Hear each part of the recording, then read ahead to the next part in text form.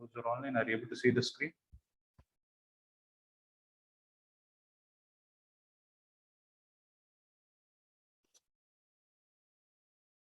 Those who are online, are you able to see the screen?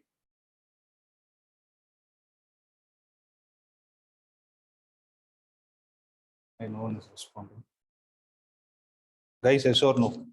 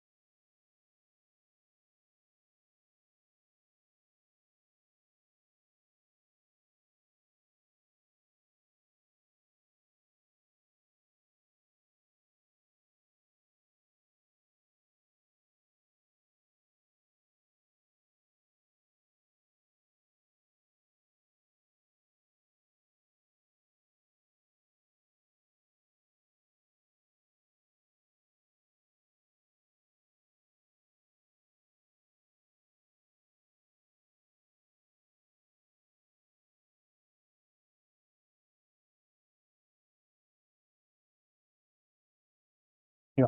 So shall we get started?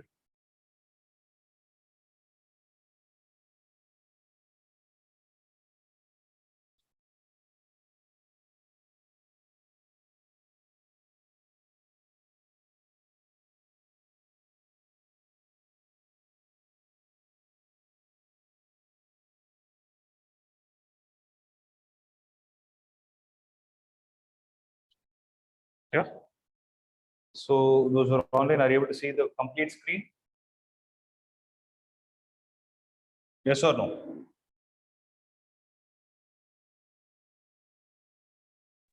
No, sir. What are you able to see? Is the screen small? What is happening? It's black. Black the mother screen. Logo ಇಲ್ಲ ಅದனால அப்படி தெரியுது. But are you able to see that I'm moving the cursor? Yes, sir. Yes. Okay. Shall we start? Yes. So we'll start with the next chapter, that is current electricity. Okay. 1 minute. So write down the heading as current electricity, chapter 3.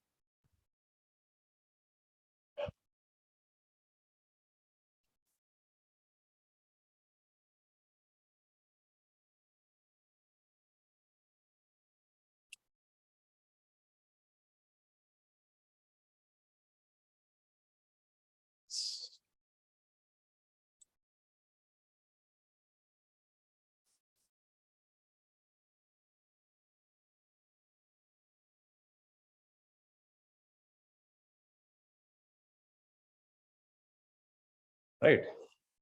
So if you observe, before we get started with this, so the name of the chapter is current electricity. First, let's try to understand this. What do you mean by current here? Current means something that is flowing or moving.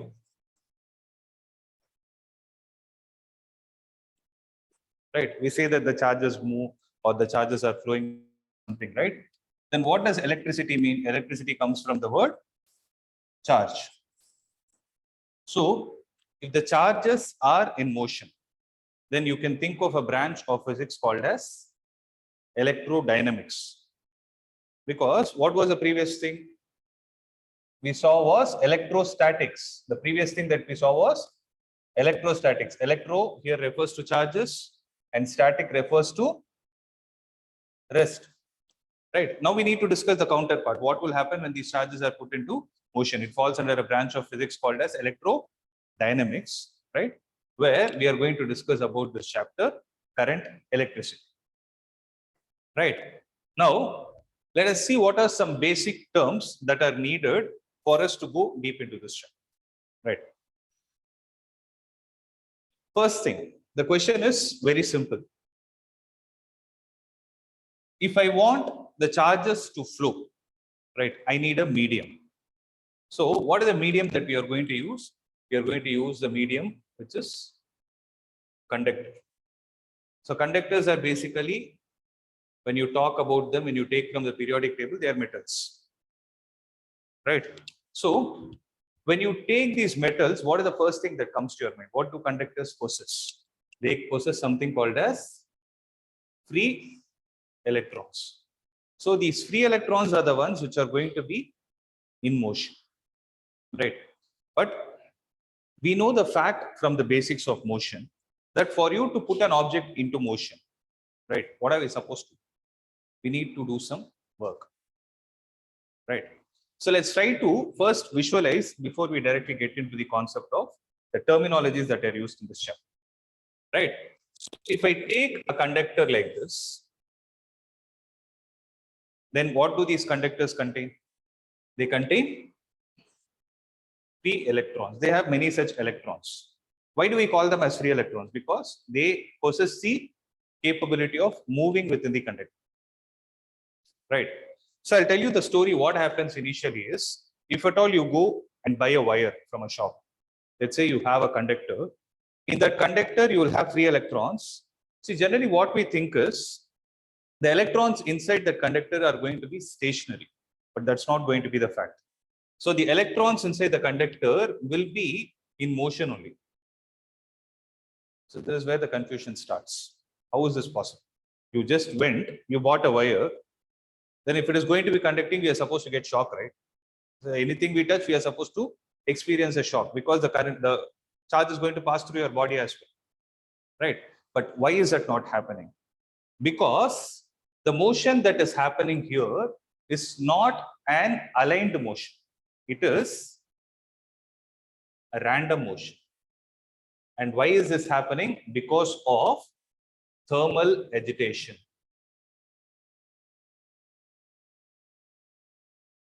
Means because of the temperature that is present around us, these free electrons have the tendency to move around in the conductor, within the conductor, but not in an aligned path, rather in a random path. So the motion will be in such a way, right, that each electron is going to definitely have some velocity because it is in motion. But the velocity, if I call them as U1, let's say I call this as U2, something like this. Let's say there are n electrons that are present. Then U1 plus U2 plus U3 plus so on till UN, everything taken in the vector form is going to be a 0. Right? Actually speaking, the average of all these values will be a 0. So what is happening here? The vector sum of all the individual velocities, which is possessed by the electrons, which are randomly in motion, will be summing up to a 0. Now, from here, our story starts. Right. So since these conductors are in motion, I cannot give a name called as current. Because the name of the chapter is current electricity. When I told current means, when I say the electrons are supposed to have motion, I cannot call this as electric current. So for me to give a name to it called as electric current, I need to do something. What we need to do is first make this random motion an aligned motion. If that should happen, the first thing that we need to do is supply some energy to it. So basically, when you have a wire, right, So let's say a wire is connected to a bulb like this. This is a wire. Inside this, what is happening? This random motion is there. So inside this wire, the random motion is still taking place. But what will happen? Will this bulb be able to glow? No, it will not be able to. So what are we supposed to do? What do we logically do in the first place? You take it and connect it to a device like this. You connect it to an active device, which we call it as battery, about which we'll be seeing slowly, right? So when you connect it to the battery, what has happened? This whole thing is given a name called as circuit. Now the circuit has become a closed circuit, due to which there is going to be continuous motion of electrons taking place, which supplies the energy to the bulb and making it glow. Right. So that's what happens. That's what we do in our day-to-day life if something like this is to be achieved. Right. This is where the question starts. So you connected a battery and something is glowing. Right. What is the actual science involved behind it is what we are going to answer in this chapter. Okay. So what is the logic here? The electrons which were having random motion, right? So the electrons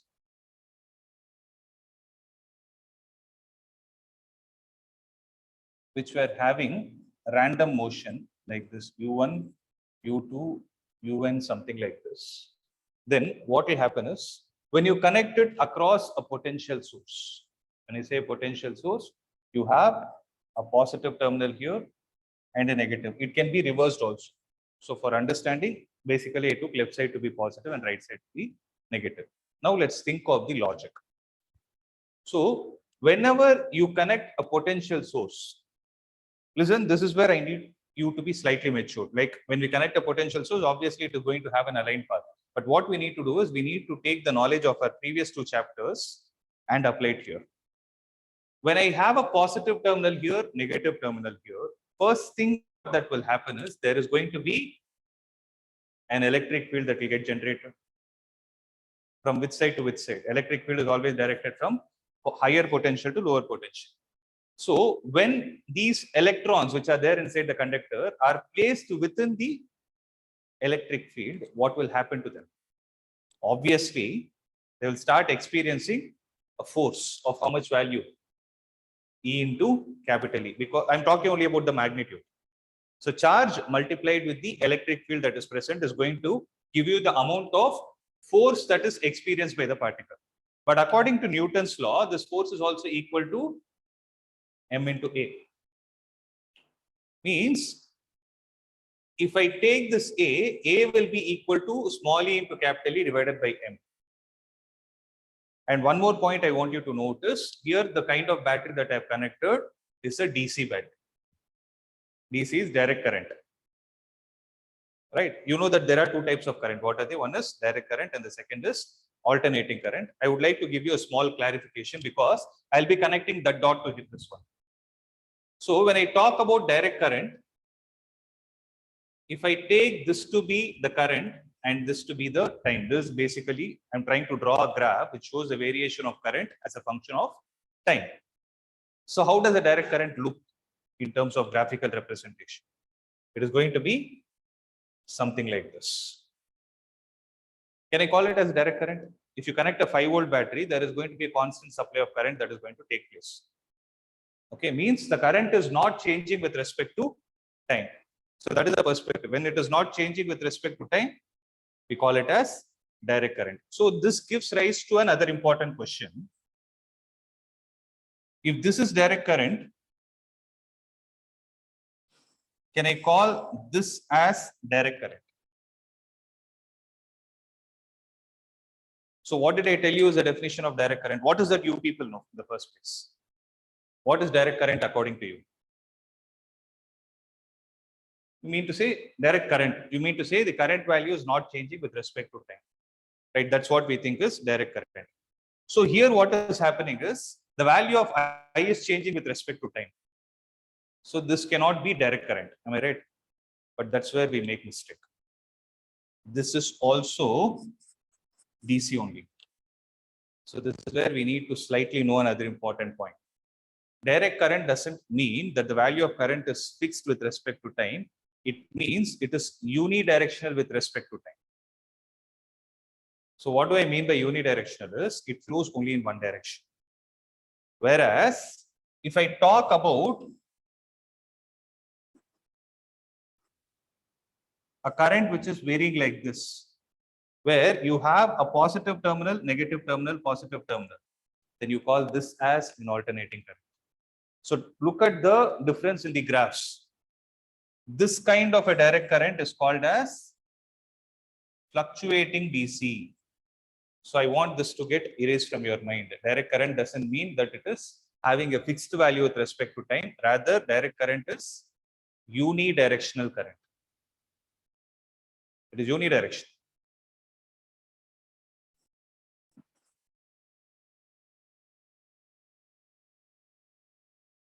Whereas alternating current is bidirectional.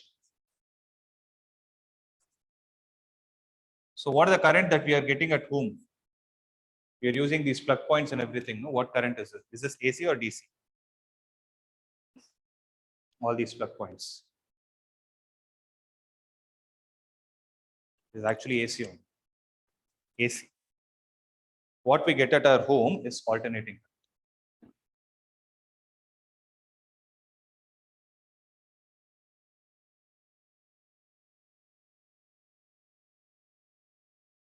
Okay. It will be given when you buy the plug points and everything, it will be given 230 volt AC. 230 volt, 50 hertz in Kuduthirupanga. Hertz is possible only for AC. You have a frequency associated, no?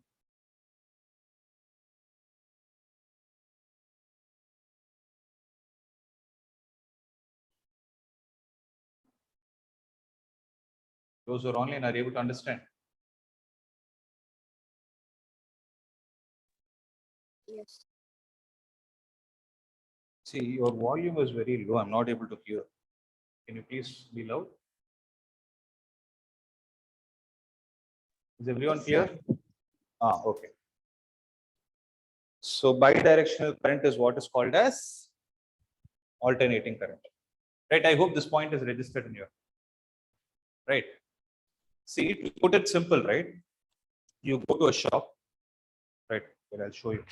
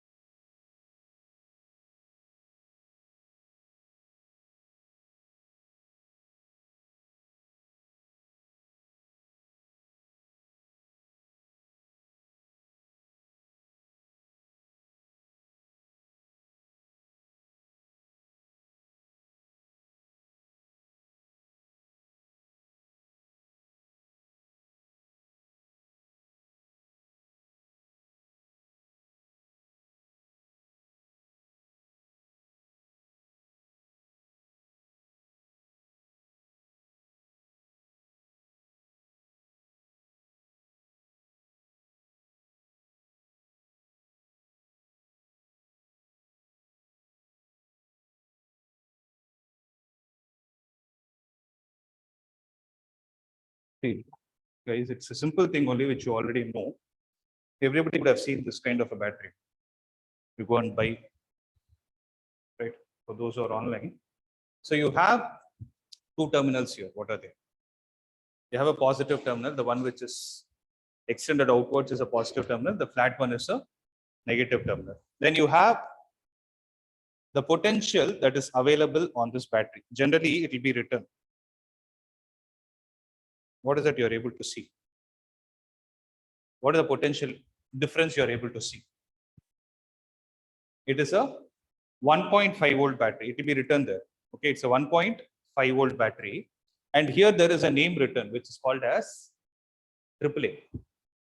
So generally, when you speak in, like you go to a shop and you don't, when you go to a supermarket, right, especially if you go to an electrical shop, they'll understand this potential difference and they'll ask you how many volt battery you want. But generally, you want to convey it to someone who doesn't have knowledge about it, you convey it as a AAA battery. Right? You convey it either as a AAA or a AA battery. Have you heard of these terms, AAA and a AA? So both will have same kind of potential also. You can always look at it next time. So here it is written as 1.5 volt. What is the meaning of this 1.5 volt is? This positive terminal has a potential. Negative terminal also has a potential. So listen to this very carefully. Each point will have a potential, and the difference between the potential of those 2 points is what we call it as potential difference. So this 1.5 volt which is written here is actually the difference between the potential of the positive terminal and the negative terminal. And when it is going to be a battery which is a DC source, this is a DC source. Because why did I say it's a DC source? You asked me, how to find it. It is written as 1.5 volt. There is no frequency given beside it. So if the frequency is given, then it is considered to be a AC device. So that is why next time, right, whenever you're buying any kind of electrical device, suppose you go to a shop, there is a difference. You go to an electrical shop or an electronic shop, right? You buy a device, there will be something called as power rating written on top of it. Along with that, they will tell you what is the operating voltage for. Means how much voltage can we supply. For example, if you're going to use a device in India, let's say these lights and everything, you're going to use it in India, they will be operated at 230 volt. It will be written as 220 to 230. Okay, whereas if you use the same thing in US, right, it's going to be 110. That is why the difference in charges and everything, the way you can think like, why are we unnecessarily using two different things? That is how it is designed. You need to increase the value or decrease the value depending on the place you are. See, for example, you buy some product in US and come, it can be operated only at 110 volt AC. Okay, that's called an RMS value, about which I'll tell you in the 7th chapter. Okay, so as of now, remember this, there the voltage is 110. Okay, can we use the same thing here? No. Why? Because you are supplying more, the device will blast like anything. See, for 110 device, you are giving 230, almost double the value, more than double the value. It cannot take it. Is obviously going to burst or anything can happen. It will get damaged for sure. Right? So what you need to do is you need to bring down the voltage. From 230, you need to bring down the voltage and then use it. For that, we use a device called as a transformer. Okay, I'm just introducing all these terms so that when we see those terms, you'll understand things better. Are you able to understand? So, similarly, you buy a device here, you want to use it in US, what are you supposed to do? You need to increase the power rate. Because there only it is the plug point is able to supply only 110. But you want 230 volt for it to work. You need to increase its capacity. Are you getting some perspective? You'll understand about it in 7th chapter. Okay, that time I'll tell you again. But now, did you get some perspective about what is AC and DC? There is a reason why I stressed on that point. Right? So basically, when you talk about direct current is, can you tell me the right word? It is unidirectional. If somebody asks you, don't say the value is fixed. Unidirectional currents are called as direct currents. Bidirectional currents are called as alternating current. Okay, that is one thing. Now, that story, how is it going to get linked to this? Is what we are going to see. So I told you E into E is going to be the force. That force is equal to mass into acceleration. So A is equal to small e into capital E divided by m. Small e is the charge of the electron. Capital E is the electric field that is generated due to the potential difference. right? There is an electric field from the positive to the negative terminal, right? So it is getting created, and mass is the mass of each electron. Am I right? So if you observe, one point that I told you is the initial velocity of each electron is different, and they are in random directions as well. Whereas if you look at the acceleration of each electron after the battery has been connected, it is the same for all the electrons. Why? Because charge of every electron is same, the electric field that is getting generated inside is same, and mass of each electron is same. So overall, this value is going to be a constant. Am I clear with this? Right? So this is going to be the acceleration which is experienced by each electron which is present in this circuit. Right? To put it simple, yeah, which is present inside this conductor. Now, the point is, I have applied potential difference here. Can I say that there is some work that is being done? So when you apply a force on an object and the force is causing some displacement in the direction of application of force, you say work is done. Here, the work is done like this. See, if you want to define the potential difference, then V is written as the amount of work done per unit charge. See, this is something you have already seen in your 10th grade. That is why I'm touching upon all those points. So how is potential difference defined as? It is defined as the amount of work done per unit charge. So work done is measured in joule and charge is measured in coulomb. This joule per coulomb is what is called as volt. This volt only we saw there. 1.5 volt. Okay. Now, by you applying this potential difference, what is actually happening? There is current present in this circuit, right? So, how do you define this current as? Current is defined as the rate of flow of charges. Rate of flow of charges. So, how do you write this as? You write this as Q divided by T. All right. It is going to be Q divided by T. So, when you talk about this current, it is written as Q by T because something measured with respect to time is rate. Rate of flow of what? Charges. That is why charge is in the numerator, time is in the denominator. So, charge is measured in coulomb, time is measured in seconds. So, this coulomb per second is given a name called as ampere.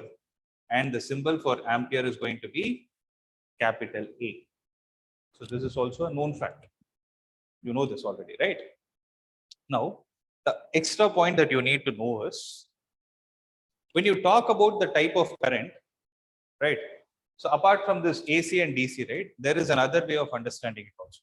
I would not say understanding. There are two other types as well, where one is called as average value and the second is called as instantaneous value. Right.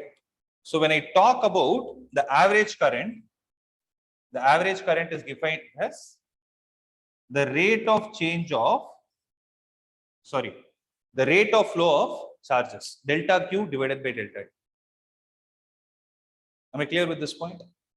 Similarly, if I have to speak about I instantaneous, it is written as dq divided by dt. So it is the rate of change of instantaneous charge.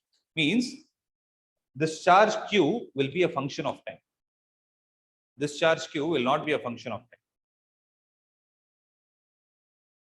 Okay. So this is going to be two other currents that you're supposed to know.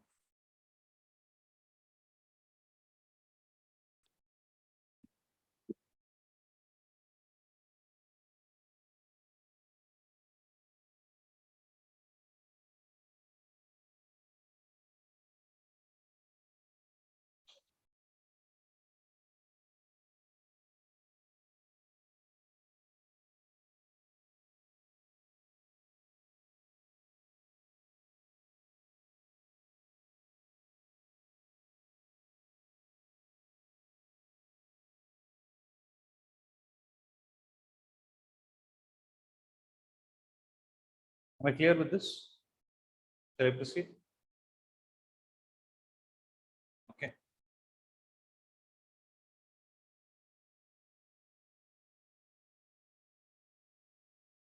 See, suppose if I say Q is equal to phi t square plus 2. You observe this charge is a function of time. So I'm going to ask you, what is the value of current at t is equal to 3 seconds? If I put a question like this, what are we supposed to do? Whenever you see the word at, it means it is the instantaneous value. So what you need to do is, you can only find I instantaneous, which is given as dq divided by dt, which is 10t. So 10 into, in the place of t, what will I substitute? I'll plug in this 3, answer will come out to be 30 amp. So this is what happens. So this is going to be the value of electric current for this kind of a charge flow at 3 seconds.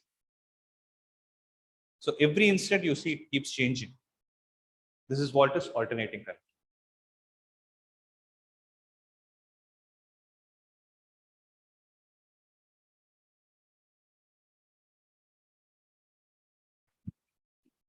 I'm sorry, correction. This is actually not alternating. It's just changing with respect. It is unidirectional.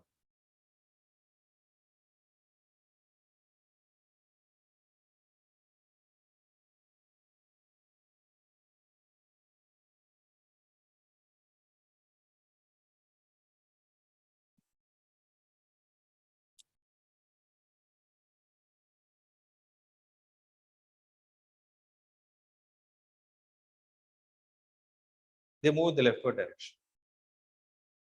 Electrons move in the leftward direction. They experience a force in this direction.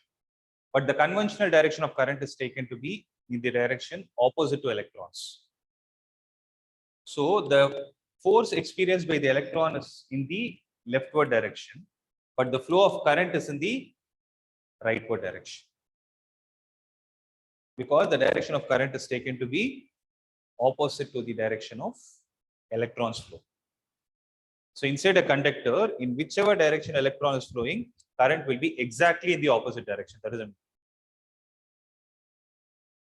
That is how it is universally understood. Though if you see the actual charges which are flowing inside the conductor are electrons, it is considered, the direction of current is considered as if the positive charges were moving. They did that because to bring a similarity between all types of current flow. See, here it is called as electric current. Similarly, there is something called as heat current. We know that heat can also flow. Heat flows from higher to lower potential. So that you call it as heat current. So something, whenever you speak about current, no, just to have things in mind as common, they always say current is always taken from higher to lower potential, just to bring that similarity. Okay. So this can be taken as an example. Am I clear with this? Shall I proceed?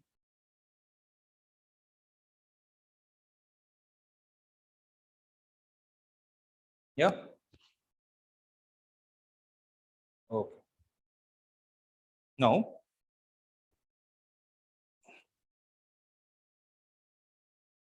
I'm going to show you the first derivation in this chapter. Okay. So when I take a conductor, don't write the heading, leave some space for the heading. We'll give a name to it after we derive at that value. Okay. Let's say you have a conductor which has the free charges flowing inside it. The free electrons which are flowing inside it in a random direction. This is U1, this is U2, this is U3, so on. If you take this to be negative, it will be UN. If this is going to be positive charge, this is going to be negative charge. Okay, I'm considering it to be positive and negative. As soon as you connect this potential source, there is an electric field that is generated from the higher to the lower potential, right? Now, what is happening in the initial condition? U1 vector plus U2 vector plus so on till un vector the whole divided by n is equal to 0.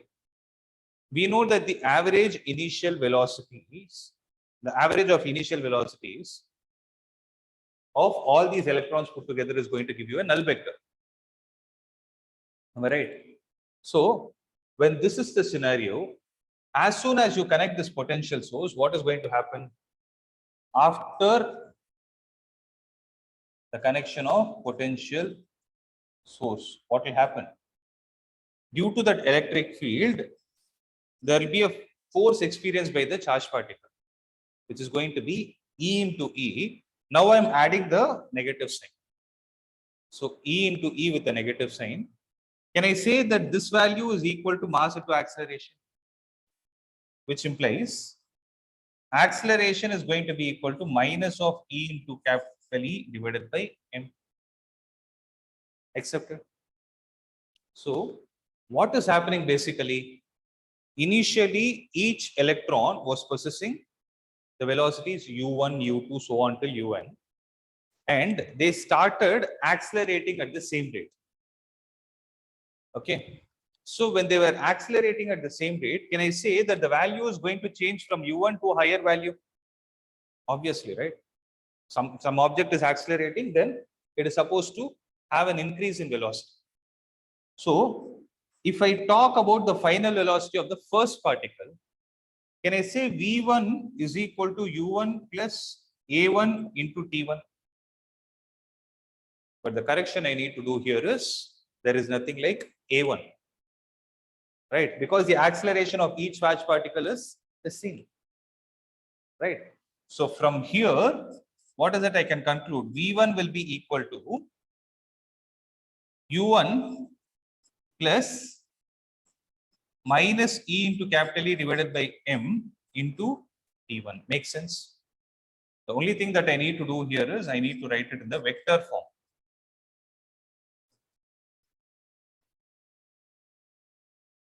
Similarly, if I take for the second particle, it is going to be V2. So V2 will be equal to U2 plus, I'm not writing A2. So I'll strike off this A1 also, it is not there. Okay, just to avoid the confusion. I wrote it here so that you will ensure that you should not right click. Okay, I've removed it.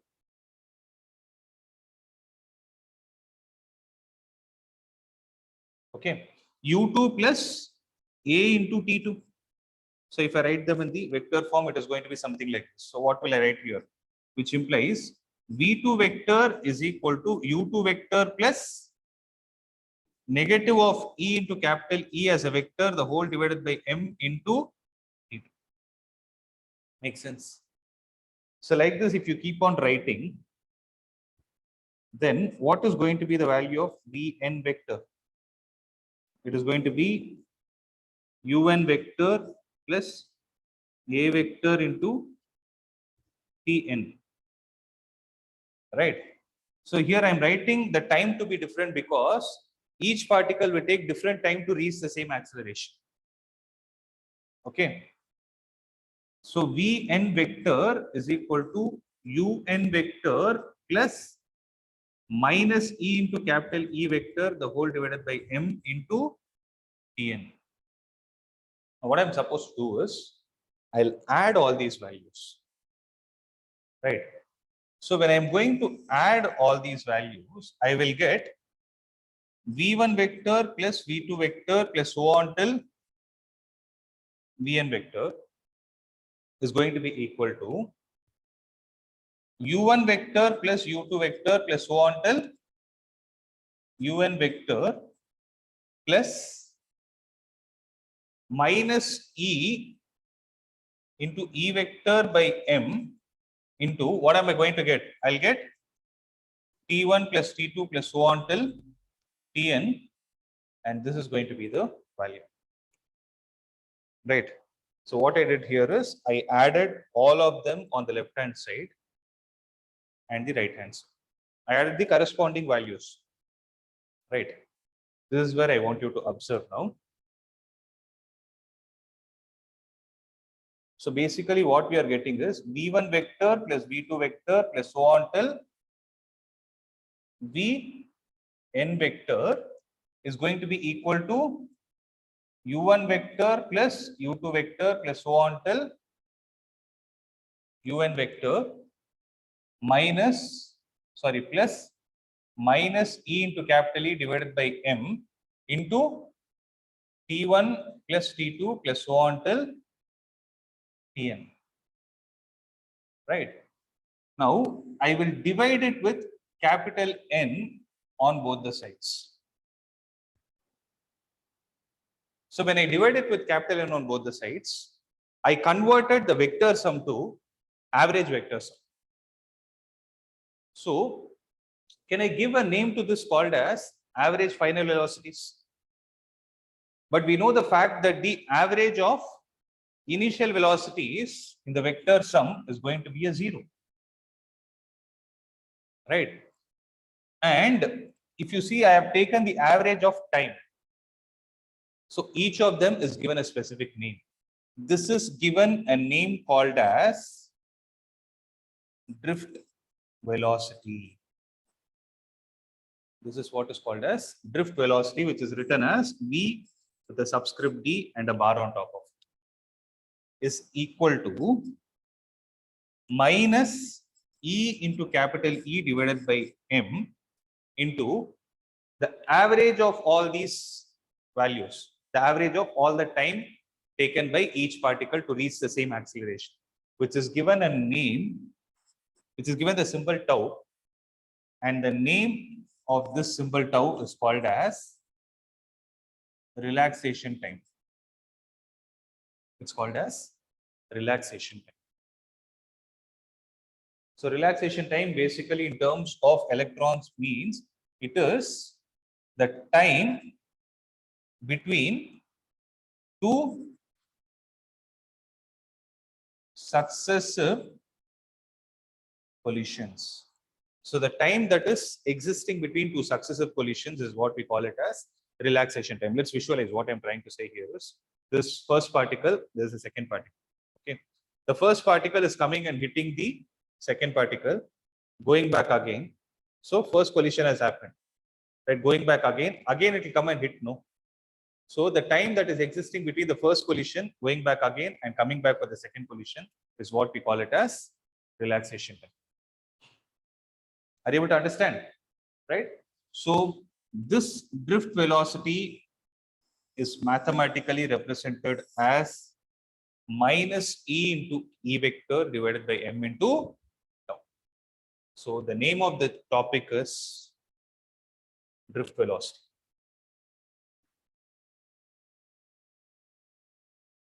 Which is represented by the symbol Vd. So did you understand the story? So make a note of it.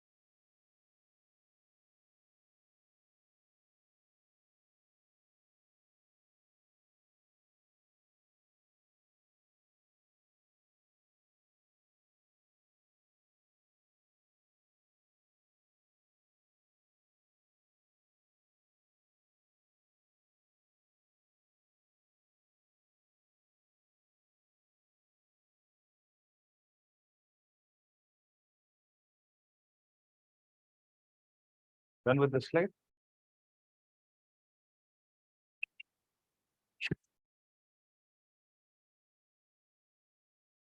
Okay, this is one such important derivation from exam perspective.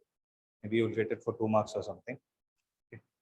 But I hope the concept is clear, because based on this term only we'll be taking up the next topics. Right.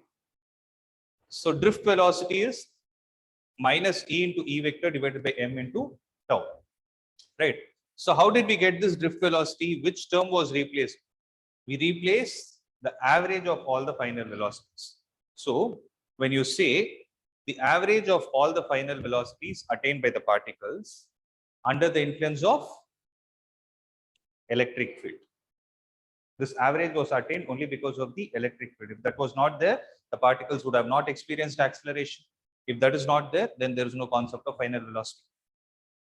So the average of all the final velocities achieved by the particles under the influence of electric field is called as drift velocity. You can write down this definition. The average of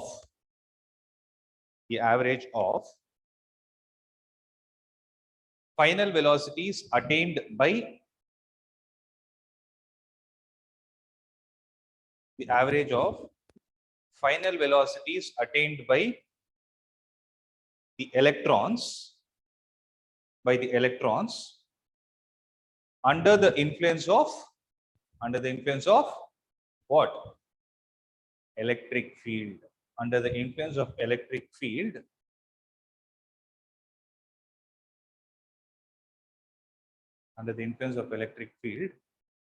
is called drift velocity. Right. Now, when I talk about drift velocity, right, whenever you talk about any number, a number has a significance. So if that is not going to exist, we need not study all these things. Right. So if you look at the significance, right, this term will give rise to another concept called as mobility. Because this drift velocity has something to do with the mobility of the charges inside. When I say mobility, if you try to understand from the basic English, what does it state? The extent to which the charged particles are able to move. Right. So this gives rise to another important question or concept called as mobility. Right. What is the significance of it? Obviously, it helps us understand how much are the particles able to move within the conductor under the influence of electric field. Right. So basically, for me to define this mathematically, I need two technical terms in my hand. One is the result that is achieved, that is drift velocity, and the one which is driving to get that result, which is the electric field. So if you're able to define the ratio of drift velocity and electric field, then that particular ratio is given a name called as mobility. The symbol used is mu. Okay. So mu will be equal to, how do I write it? It is going to be drift velocity divided by the electric field. I hope it is clear. No? Now the question is, drift velocity is a vector quantity. Electric field is also a vector quantity. There is no concept of division of a vector with a vector. So obviously mobility has to be a scalar quantity.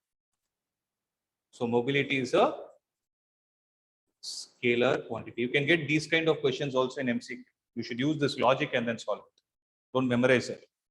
So drift velocity is vector, electric field is also a vector. There is no concept of vector divided by a vector.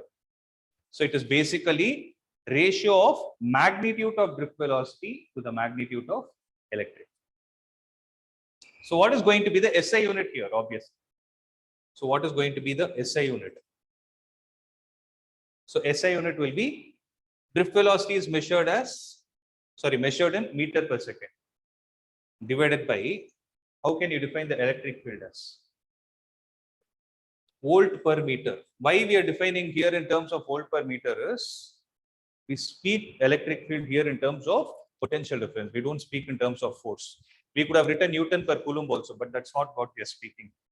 So if I rearrange this, I'll get meter square divided by volt second. So that is going to be the unit for which concept? Mobility. I hope it is clear, no? So this is another important term that you need to have in your mind. And one more point I would like to stress here is mobility is not restricted only to conductors. It is something that is related wherever the charges are able to.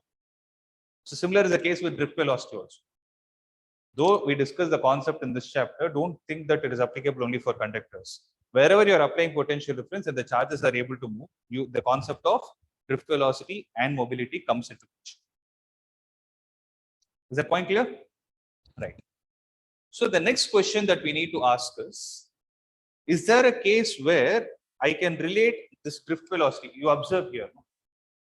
Drift velocity is related to electric field. But let's think from the back end. Electric field is indirectly related to potential difference according to the concept of potential gradient. So E is equal to minus dV by dr, or you can write it as V by D, depending on whether it is uniform or non-uniform, right?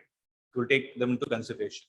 So if you are able to write this electric field in terms of potential difference and do some manipulation to this equation, then we will be able to derive an important law, which I will start tomorrow, because if I start this, it will take at least 20 minutes.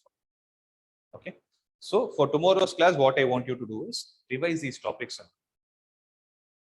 So make sure you're thorough with this derivation, and this expression I want you to remember. Tomorrow's class will start directly with this expression as the first step. Okay. So revise it. Any other questions from today's class? All are clear? So those who are online, any questions?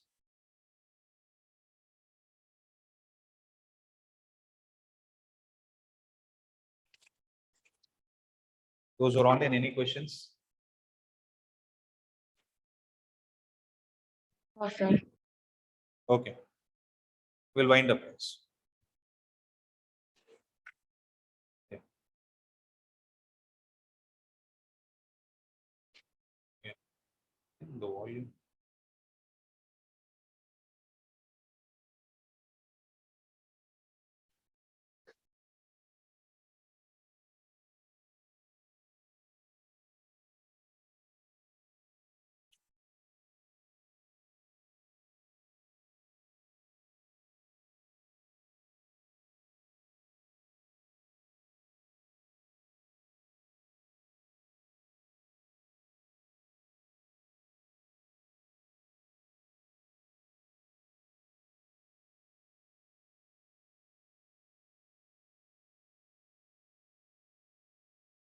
Okay. Voting error you can ask. Mark, sorry. Okay. Either. Okay. Before vote mark put now. Okay. So just get it checked with him and say that I've told you can increase, add 1 mark.